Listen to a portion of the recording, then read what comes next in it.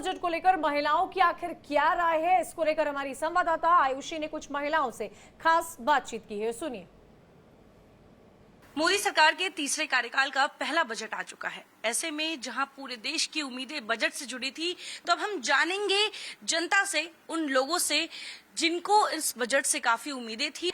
लेकिन अब हम बात करेंगे उन महिलाओं से कि उनको क्या लगता है, उनके लिए बजट में क्या था, इस बजट को वो कैसे देखती हैं और इस बजट से आने वाला 5 साल किस तरह से जाएगा। जो रोड मैप मोदी सरकार ने दिखाया है वो कैसा रहेगा, ये जानते हैं। कैसा लगा आपको बजट?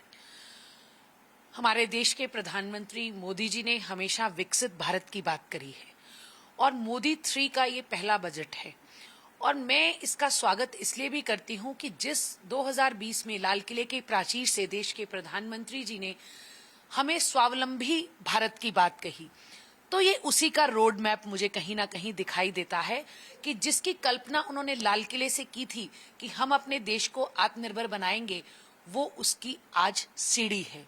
आपको इस बजट में आपके हिस्से को क्या मिला है? देखिए, पहली बात, मेरा भी बच्चा है और जो इस सेगमेंट में लोग आते हैं, जितनी भी महिलाएं शादीशुदा हैं, उस आधी आबादी के बच्चों को आज देश के प्रधानमंत्री जी ने और निर्मला सीतारमण जी ने बहुत कुछ दिया है। उन्होंने उनके लिए एजुकेशन, उन्होंने उनके लिए पीपीएफ, उन्होंने उनके लिए लोन्स, ये तीनों बड़ी चीजें कि उनको पढ़ने के लिए अगर लोन चाहिए वो मुहैया कराया जाएगा।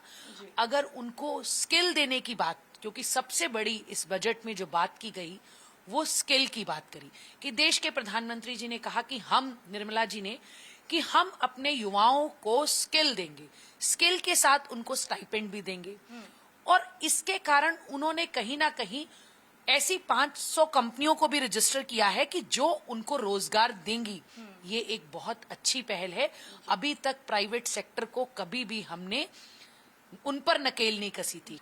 मिक्स्ड बैग है, काफी हद तक in favour of the youth of the country.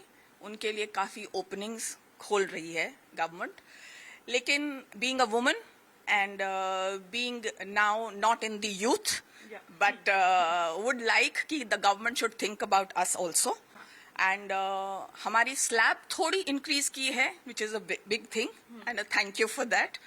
but अगर हमारे बारे में थोड़ा और सोचेंगे और थोड़ा सीनियर सिटीजन्स के बारे में सोचेंगे और उनमें थोड़ी रियायतें लाएं, जैसे filing of income tax and increasing fixed deposit interest rates, because खास करके अगर हम पेंशन वाले नहीं हैं तो हमारे लिए ये बहुत ज़रूरी होता है कि हमारी सेविंग्स कहाँ से आएं। सो अगर थोड़ी रियायत यहाँ आ जाए तो बहुत बजट जितना मैंने देखा है, पढ़ा है, सुना है, नॉलेज जो मेरी कह रही है इज ऑब्वियसली आई एम 40+। इस एज ग्रुप का नथिंग ऐसे चेंज है, कुछ ज्यादा नहीं, मॉडिफिकेशंस नहीं है। हाँ, बट जो यूथ सेंट्रिक है दैट इज अप्रिशिएबल। सर, आपका नाम? अजय कोहली है जी। बजट बहुत बढ़िया दिया है इन्होंने, जिस हिसाब से हमारे को स्लैब का दिया है, तो मुझे साल का जो है कम से कम 1 से 1.5 लाख रुपए का फायदा होगा इस स्लैब से। प्लस जो है एजुकेशन के लिए जो ऐसे लोन है मेरे बच्चों का, उसमें भी मेरे को रिबेट मिलेगी, तो मुझे तो इस बजट से फायदा ही है।